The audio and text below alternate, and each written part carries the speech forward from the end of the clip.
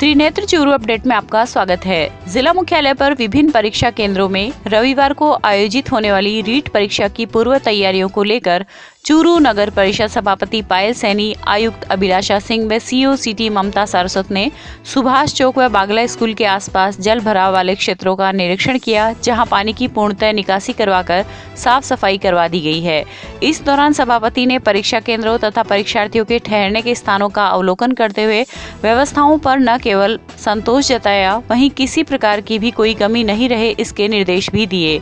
उन्होंने कहा कि रीट परीक्षा को प्रदेश के मुख्यमंत्री अशोक गहलोत ने एक महा अभियान के रूप में लिया है, जिसके लिए उन्होंने राज्य सरकार की ओर से भी परीक्षार्थियों के लिए निःशुल्क आवास एवं खाने पीने की व्यवस्था के निर्देश दिए हैं। रीट के अभ्यर्थी जो है बड़ी भारी संख्या के अंदर चूरू में आ रहे हैं। चूरू नगर परिषद के द्वारा सभी परीक्षार्थियों के लिए रहने व खाने की निःशुल्क व्यवस्था की गई है। आज उन्हीं आश्रय स्थलों का निरीक्षण किया गया है, साथ ही में इंदिरा रसोई का निरीक्षण किया गया है। इंदिरा रसोई संचालकों को सख्त निर्देश दिए गए हैं कि किसी भी तरीके की बच्चों के खाने की गुणवत्ता में समझौता नहीं किया जाए और सभी के द्वारा उनके निःशुल्क भोजन की व्यवस्थाएं भी करवाई जा रही है। कल चूँकि बच्चों का एग्ज़ाम रहेगा, उस दौरान उनके साथ में टिफ़िन भी पैक करके दिए जाएंगे। सभी जो तीनों इंदिरा रसोई है, तीनों इंदिरा रसोई के अंदर रहने खाने की व्यवस्था जो है वो बहुत ही बेहतरीन तरीके से की गई है। बच्चों से बात की गई है जो एग्ज़ाम देने के लिए आई हुए हैं, सभी ने चूरू नगर परिषद के द्वारा जो रहने और खाने की व्यवस्था की गई है उसमें संतुष्टि जाहिर की है और सभी ने कहा है कि अगर ये व्यवस्थाएं नहीं होती तो शायद उन्हें दर दर भटकना पड़ता।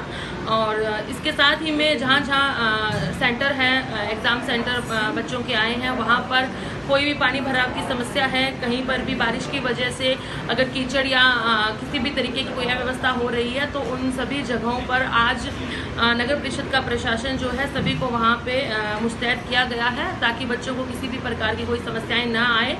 और इसके साथ ही के अंदर सभी जगहों पे कैंप भी लगाए गए हैं और रूट मैप्स वगैरह भी तैयार करके जगह जगह लगाए गए हैं ताकि इन अभ्यर्थियों को किसी भी तरीके की कोई भी परेशानी का सामना ना करना पड़े।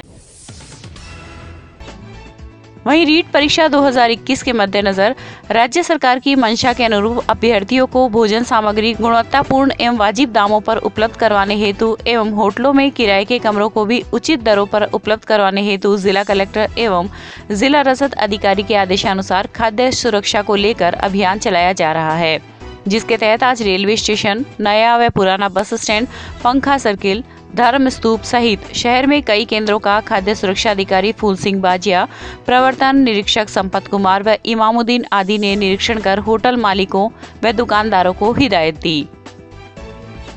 जिला कलेक्टर महोदय के निर्देशानुसार जो रीट की परीक्षा देने के लिए जो अभ्यर्थी यहाँ चूरू जिले में आ रहे हैं हेडक्वार्टर पे, उनके खाने पीने की जो चीज़ें हैं, खाद्य पदार्थ हैं, उनकी गुणवत्ता की, और अगर कोई किसी भी अभ्यर्थी को कोई एक्सपायरी डेट वगैरह का खाद्य पदार्थ नहीं मिले, इसके लिए हम श्रीमान जिला कलेक्टर महोदय के निर्देशानुसार स्वास्थ्य विभाग और रसद विभाग की टीम मिलके यहाँ पे रेलवे स्टेशन और जो बस स्टैंड वगैरह हैं बाजार में, वहाँ के व्यापारियों को समझाइश कर रहे हैं और पाबंद कर रहे हैं कि जो अभ्यर्थी आ रहे हैं उनको अच्छी खाद्य सामग्री और उचित रेट में मिले। रीट परीक्षा को लेकर रतनगढ़ पंचायत समिति सभागार में भी आज एसडीएम विजेंद्र सिंह की अध्यक्षता में एक समीक्षा बैठक का आयोजन किया गया।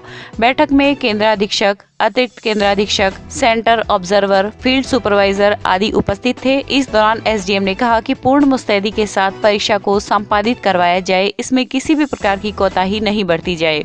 उन्होंने परीक्षा केंद्रों में संसाधनों की जानकारी लेते हुए आवश्यक दिशा निर्देश दिए। वहीं डीवाईएसपी साले मोहम्मद ने केंद्र पर परीक्षार्थी को प्रवेश करवाने से पहले उसकी पहचान सुनिश्चित करने, ब्लूटूथ या अन्य नकल सामग्री परीक्षार्थी केंद्र पर नहीं लेकर जाए, इसका विशेष ध्यान रखने के आदेश दिए। कल जो रीट परीक्षा आयोजित हो रही है उसमें जो पुलिस जाब्ता नियोजित किया गया है वो सेंटरों पर या फ्लाइंग पर, किसी भी ट्रैफिक पर, लाइन ऑर्डर में उस ज़ाब्ते को रीड किया गया है और उसको ड्यूटी के बारे में बताया गया है।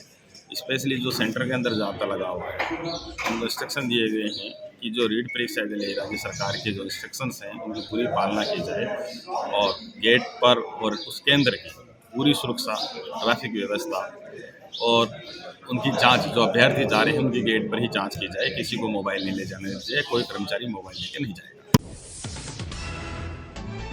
वहीं रीट के एग्जाम की पूर्व तैयारियों को लेकर रतनगढ़ उपखंड अधिकारी विजेंद्र सिंह जाट ने आज राजलदेसर नगर पालिका में अधिकारियों, व्यापारियों एवं पुलिस प्रशासन की अति आवश्यक बैठक ली। बैठक में रतनगढ़ पुलिस उपाधीक्षक साले मोहम्मद, नायब तहसीलदार सुभाष कुलहरी, अधिशासी अधिकारी मनोहर लाल जाट, थाना प्रभारी महेंद्र सेन सहित मिष्ठान भंडार के व्यापारी उपस्थित थे। इस अवसर पर अधिशासी अधिकारी ने रीट के एग्जाम देने के लिए आने वाले विद्यार्थियों को किसी तरह की कोई परेशानी न हो, इसके लिए अधिकारियों को दिशा निर्देश दिए। साथ ही खाने में अधिक रेट न लें एवं पुलिस को पार्किंग व्यवस्था आदि को लेकर दिशा निर्देश दिए। कल जो रीट परीक्षा 26 सितंबर 2021 को होने वाली है, उसमें रतनगढ़ उपखंड के राजलदेसर कस्बे में 1200 बच्चे यहाँ पे एग्जाम देने आ रहे हैं। 4 यहाँ पे सेंटर हैं। उन सेंटरों को सुनिश्चित करने के लिए, वहाँ की व्यवस्थाओं को दुरुस्ती देखने के लिए, वैसे यहाँ के ईओ और उप तहसीलदार और थानेदार हैं, उनको पहले से हिदायत दे रखी थी। उन्होंने यहाँ के सभी लोगों से मिलके, यहाँ के जनप्रतिनिधियों, यहाँ के जो दूसरे सरकारी अधिकारी कर्मचारी हैं, उनसे मिलकर बहुत अच्छी व्यवस्थाएं कर रखी थी। लेकिन फिर भी हमने बार बार मॉनिटर करते रहे और आज मैं और डिप्टी साहब दोनों सभी लोगों से मिलने के लिए, और जो आए हुए मेहमान होंगे यहाँ पे, जो एग्जाम देने वाले अभ्यर्थी होंगे, उनके लिए हमने यही व्यवस्था कर रखी है कि उनको खाने की, रहने की, पानी पीने की सुविधाएं मिलें और उनको अपने एक मेहमान की तरह हम यहाँ उनको व्यवहार दें, जिससे हमारे राजलदेसर का नाम बहुत ही अच्छा रहे। दूसरी चीज़, यहाँ के सभी लोगों को हिदायत दी है कि परीक्षा की सुरक्षा की दृष्टि से अपन लोग सभी सहयोग करें। यदि कोई संदिग्ध इस तरह से संदेह गतिविधि वाला दिखता है तो उसके बारे में प्रशासन को, पुलिस को अविलंब बताएं, जिससे अपन अपनी सारी चीज़ों को व्यवस्थित कर सकें। रीट परीक्षा को लेकर राज्य सरकार द्वारा बरती जा रही संवेदनशीलता, स्थानीय प्रशासन की उदासीनता के चलते हेल्प डेस्क को लेकर धाराशाही हो गई। जिला कलेक्टर से लेकर एसडीएम तक इस संबंध में लगातार बैठकें लेकर अलग अलग जिम्मेदारियां अधिकारियों को सौंपी गई थी, लेकिन अधिकारी अपने कर्तव्य के प्रति उदासीन रहे। रतनगढ़ क्षेत्र में 4 हेल्प डेस्क आज सुबह 9 बजे स्थापित होनी थी, लेकिन हेल्प डेस्क स्थापित करने का काम 7 घंटे बाद शाम 4 बजे शुरू हुआ। उक्त हेल्प डेस्क पर परीक्षार्थियों को केंद्र, ठहरने में भोजन की सुविधा आदि के बारे में जानकारी उपलब्ध करवाई जानी थी, लेकिन हेल्प डेस्क के अभाव में परीक्षार्थी अन्य लोगों से पूछकर अपने अपने स्थानों पर पहुंचे। रीट परीक्षा को लेकर आज रतनगढ़ उपखंड कार्यालय में भी एक बैठक का आयोजन किया गया। बैठक में रीट परीक्षा में भोजन, आवास एवं परिवहन के संबंध में चर्चा कर व्यवस्थाओं की जानकारी लेते हुए विचार विमर्श किया गया। पालिका ईओ सहदेव चारण ने बताया कि इंदिरा रसोई में पर्याप्त मात्रा में भोजन के पैकेट तैयार किए जा रहे हैं, जिनका वितरण परीक्षा केंद्रों पर किया जाएगा। बैठक में व्यापार मंडल के प्रतिनिधियों ने बताया कि उनके द्वारा शहर में स्वेच्छा से हेल्प डेस्क लगाकर परीक्षार्थियों का सहयोग भी किया जाएगा। इसके अलावा बैठक में यातायात व पार्किंग व्यवस्था के संबंध में भी चर्चा की गई। राजस्थान सरकार की सबसे बड़ी परीक्षा रीट 2021 को लेकर रत्नानगर के विभिन्न परीक्षा केंद्रों पर परीक्षा देने आने वाले 864 विद्यार्थियों के लिए नगर पालिका द्वारा ठहरने एवं खाने की जा रही व्यवस्थाओं का आज उपनेता प्रतिपक्ष राजेंद्र राठौड़ ने जायजा लिया। उन्होंने कहा कि परीक्षा देने वाला विद्यार्थी सैकड़ों किलोमीटर दूर से चलकर यहाँ परीक्षा देने के लिए इस उम्मीद के साथ आएगा कि वहाँ उसे किसी प्रकार की परेशानी ना हो। हम सबका यह प्रयास होना चाहिए कि दूर दराज से चलकर आने वाले विद्यार्थियों का हम हर संभव सहयोग करें। इस दौरान उपाध्यक्ष असगर खां, कार्यवाहक अधिशासी अधिकारी मनोहर सिंह, कनिष्ठ सहायक विकास निमेल आदि उपस्थित रहे। तारानगर स्थित आदर्श विद्या मंदिर विद्यालय में आज भारतीय किसान संघ तहसील इकाई की बैठक जिला अध्यक्ष शंकरलाल महर्षि के सानिध्य में आयोजित की गई। बैठक में जिला कोषाध्यक्ष शीशराम प्रजापति व पतराम किरोड़ीवाल, बनवारी लाल दाधीच व तहसील मंत्री ओम प्रकाश आइतान सहित अनेक लोग उपस्थित रहे। इस दौरान जिलाध्यक्ष ने किसान संघ के स्थापना के उद्देश्य व संकल्पों के बारे में विस्तृत जानकारी दी। तत्पश्चात जिला कोषाध्यक्ष एवं तहसील चुनाव प्रभारी प्रजापति ने तहसील इकाई का गठन सर्वसम्मति से किया। संयुक्त किसान मोर्चा के राष्ट्रीय आह्वान पर 27 सितंबर को प्रस्तावित भारत बंद के समर्थन के लिए जिला मुख्यालय स्थित लोहिया कॉलेज के पास होटल सन सिटी पैलेस में आज पत्रकार वार्ता का आयोजन किया गया। पत्रकार वार्ता में भारतीय किसान यूनियन चूरू के जिला अध्यक्ष राम रतन सिहाग ने बताया कि संयुक्त किसान मोर्चा के राष्ट्रीय आह्वान पर 27 सितंबर को भारत बंद करने का निर्णय लिया गया है। लगातार 10 माह से आंदोलनरत किसानों ने 700 किसानों की शहादत दे दी है, पर केंद्र सरकार न ही तीनों कृषि कानूनों को वापस लेने के लिए तैयार है और न ही एमएसपी पर कानून बनाने के लिए तैयार है। इस दौरान बैंक एसोसिएशन के राज्य उपाध्यक्ष सुंदरलाल गहलोत, राष्ट्रीय लोकदल के राज्य महासचिव इलियास खान, सपा के प्रदेश सांस्कृतिक प्रकोष्ठ के अध्यक्ष भंवरलाल आदि मौजूद थे। संयुक्त किसान मोर्चा के राष्ट्रीय आह्वान पर संयुक्त किसान मोर्चा चूरू ने संयुक्त किसान मोर्चा के जितने घटक दल हैं, वो सारे कर्मचारी जो संगठन है, सारे ट्रेड यूनियंस हैं, राजनीतिक घटक दल हैं, जो भी लोग सब हैं, राष्ट्रीय आह्वान पर हमने 27 सितंबर को और भारत बंद का आह्वान किया है। रीट परीक्षा के चलते हम यातायात व्यवस्था को बाधित नहीं करेंगे, यह संयुक्त किसान मोर्चे का निर्णय है। हम चूरू जिला कलेक्ट्रेट पे 27 सितंबर को 9:30 बजे एकत्रित होंगे और हम एक रैली के माध्यम से व्यापारियों से, व्यापारिक प्रतिष्ठानों से, जितने भी व्यापार मंडल के सदस्य हैं, जितने भी व्यापारिक प्रतिष्ठान हैं, उन सब से हम मर्यादित भाषा में अनुरोध करेंगे और सबको भारत बंद करने की, किसान आंदोलन के पक्ष में समर्थन करने की अपील करेंगे। और मुद्दे जो हैं आज प्रेस वार्ता के, ये किसान आंदोलन के अंदर जो 3 कृषि कानून केंद्र सरकार ने पारित किए हैं, जो किसान हित विरोधी हैं, तथा एमएसपी कानूनी जामा पहनाया जाए, इसके लिए महंगाई जिस तरीके से बढ़ी है, बेरोजगारी जिस तरीके से बढ़ी है, देश के अंदर धार्मिक उन्माद का जो वातावरण फैला हुआ है, निजीकरण जैसी भारतीय जो संस्थाओं को बेचा जा रहा है, इसके विरोध में हम आज प्रेस वार्ता का आयोजन कर रहे हैं तथा 27 सितंबर को भारत बंद करेंगे। आंदोलन को लेकर के संयुक्त किसान मोर्चा ने और उसके साथ जितने भी ट्रेड यूनियन और संगठन हैं, किसान संगठन हैं, उन सभी ने भारत बंद का आह्वान किसान आंदोलन के समर्थन में किया है, जिसको लेकर के आज चूरू जिले के संयुक्त किसान मोर्चा की और ट्रेड यूनियन जो कर्मचारी संगठन है, मजदूर संगठन है, जिन्होंने इस आंदोलन का समर्थन किया है, उनकी तरफ से आज प्रेस कॉन्फ्रेंस आयोजित करके ये निर्णय लिया गया है कि चूरू जिले को पूरी तरह बाज़ार को बंद रखेंगे। यातायात व्यवस्था, क्योंकि रीट का विद्यार्थियों के, बच्चों के एग्ज़ाम है, वो बाधित नहीं हो, यातायात व्यवस्था को सुचारू रखते हुए चूरू जिले में भी पूरी तरह राष्ट्रीय आह्वान को लागू किया जाए।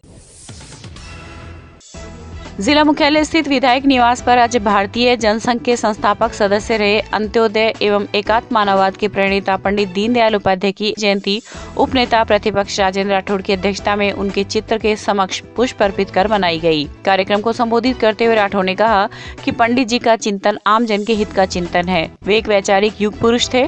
उनका सांस्कृतिक राष्ट्रवाद आज भी समस्त भारतीयों को प्रेरणा देने वाला है। उनकी विचारधारा पर चलकर ही केंद्र सरकार भी गरीब कल्याण के लिए अनेक कार्य कर रही है तथा उनकी प्रेरणा ही भारतीय जनता पार्टी के कार्यकर्ताओं को आज सेवा के प्रकल्प से जोड़ती है। इस अवसर पर चूरू नगर मंडल अध्यक्ष सुरेश सारस्वत, मंडल अध्यक्ष दीनदयाल सैनी, प्रदेश कार्यकारिणी सदस्य डॉक्टर वासुदेव चावला सहित अनेक कार्यकर्ता उपस्थित रहे। पंडित दीनदयाल जी की जन्म जयंती का पूरे राजस्थान में हर बूथ पर आज कार्यकर्ता श्रद्धा सुमन प्रकट कर रहे हैं उस युग पुरुष को, वैचारिक पुरुष को, जिन्होंने पूरे विश्व में एकात्म मानववाद का एक दर्शन दिया। आज संकल्प का दिन है उन्हीं के बताए मार्ग पर चलने का। राष्ट्रीय सांस्कृतिकवाद की जो परिभाषा उन्होंने पूरे देश में दी, आज वो प्रासंगिक बन गई और इसीलिए इन्हीं के सिद्धांतों पर चलते हुए भारतीय जनता पार्टी की केंद्रीय सरकार ने अनेकों योजना बनाई। हमें गर्व है कैसे वैचारिक युग पुरुष, हमारे वैचारिक युग पुरुष के रूप में, हमें प्रेरणाप्रद के रूप में हमारे संस्थापक, जनसंघ के संस्थापक रहे, उनको श्रद्धा सुमन प्रकट करने के लिए पूरे देश के अंदर आज करोड़ों कार्यकर्ता उनको श्रद्धा सुमन अर्पित कर रहे हैं। वहीं राजलदेसर के पांडे सत्संग हॉल में भी आज जनसंघ के अध्यक्ष पंडित दीनदयाल उपाध्याय की जयंती भाजपा नगर अध्यक्ष पवन बोथरा की अध्यक्षता में मनाई गई।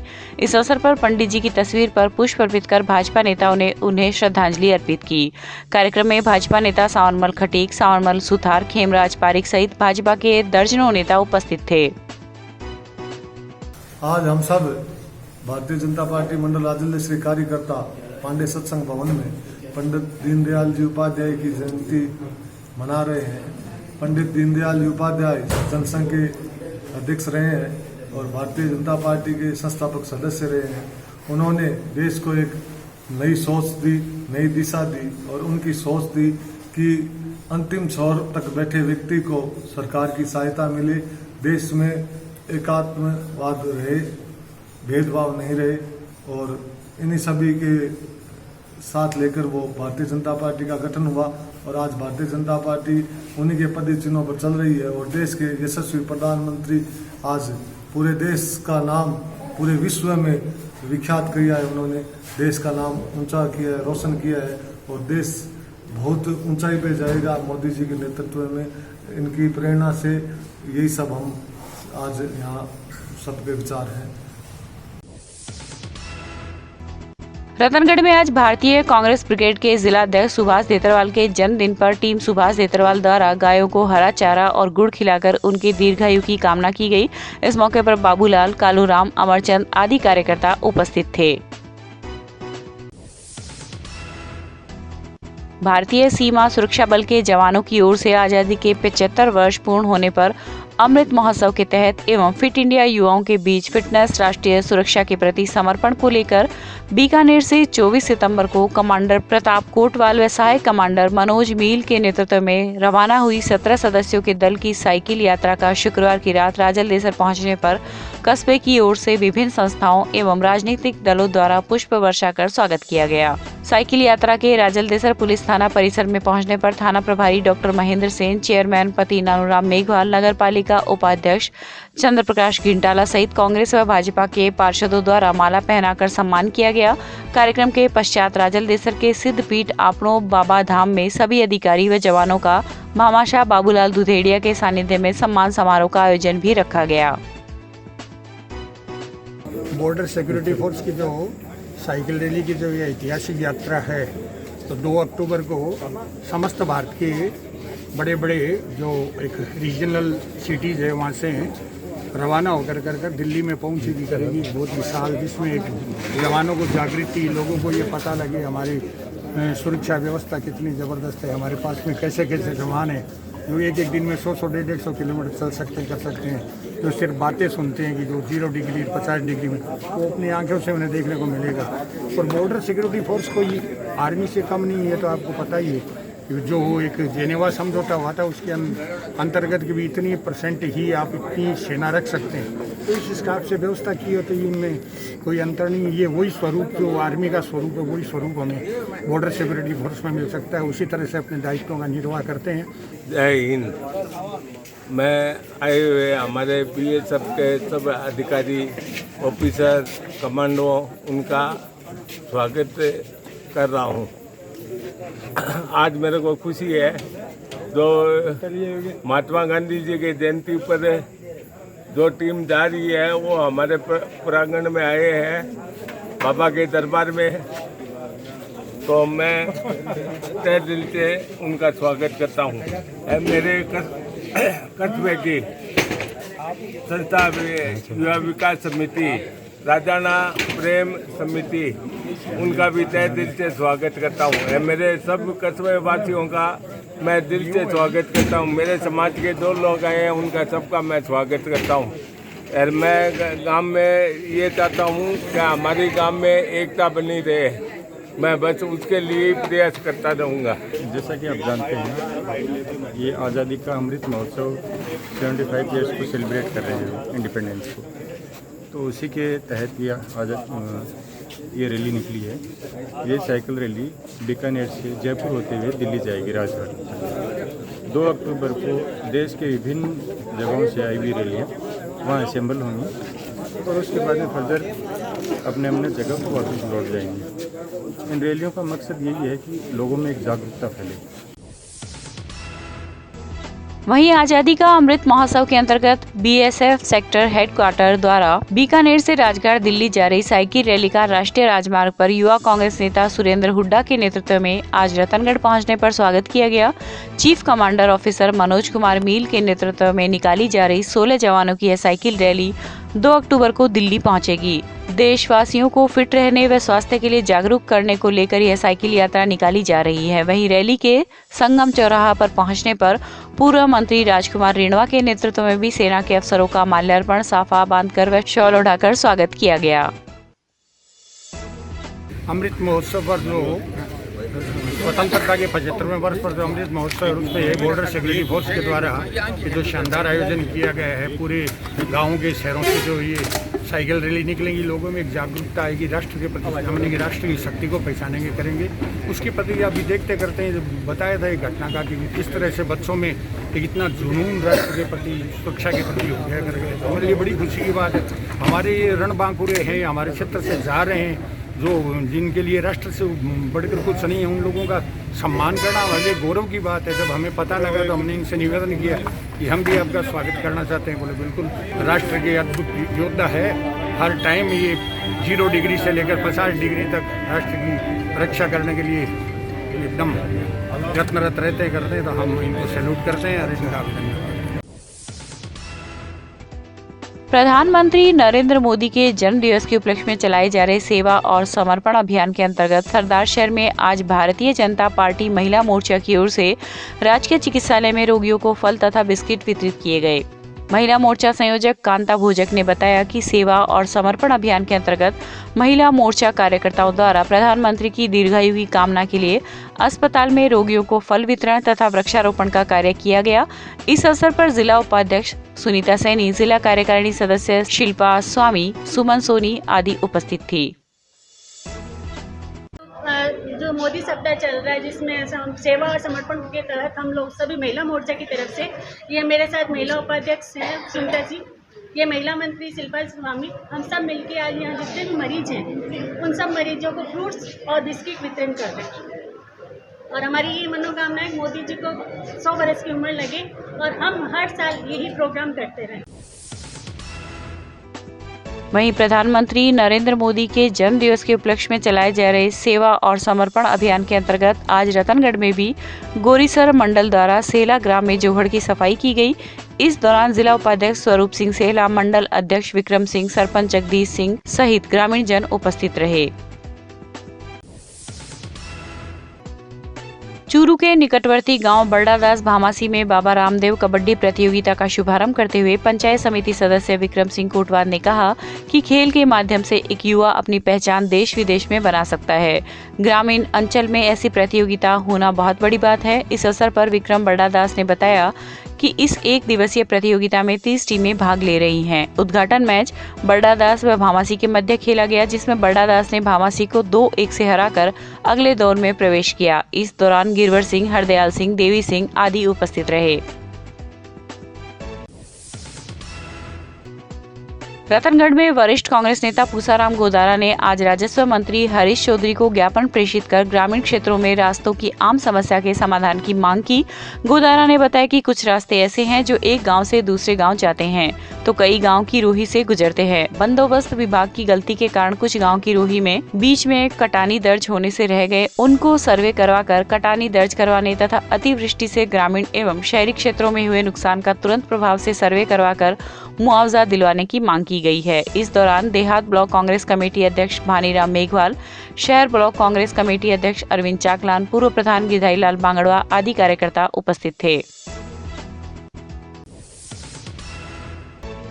चूरू के नाकरासर गांव में 2 सगे भाई आज बिजली विभाग द्वारा लगाए गए ट्रांसफार्मर के अर्थिंग वायर के करंट की चपेट में आ गए, जिससे एक की मौत हो गई व एक का जयपुर अस्पताल में इलाज चल रहा है। जानकारी के अनुसार गांव के ही राम प्रताप जाट के 2 बच्चे सरकारी स्कूल से अपने घर आ रहे थे तो 7 वर्षीय युवराज जाट का हाथ ट्रांसफार्मर के अर्थिंग वायर के लग गया। उसी समय साथ ही में चल रहे छोटे भाई 5 वर्षीय किशन जाट ने उसे छुड़ाने की कोशिश की, तब वह भी करंट की चपेट में आ गया। गांव के दौलतराम, प्रभुदयाल सैनी व श्रवण जाट दोनों बच्चों को चूरू के भर्ती अस्पताल लेकर आए, जहां चिकित्सकों ने युवराज को मृत घोषित कर दिया। वहीं किशन को प्राथमिक उपचार के बाद जयपुर रेफर कर दिया।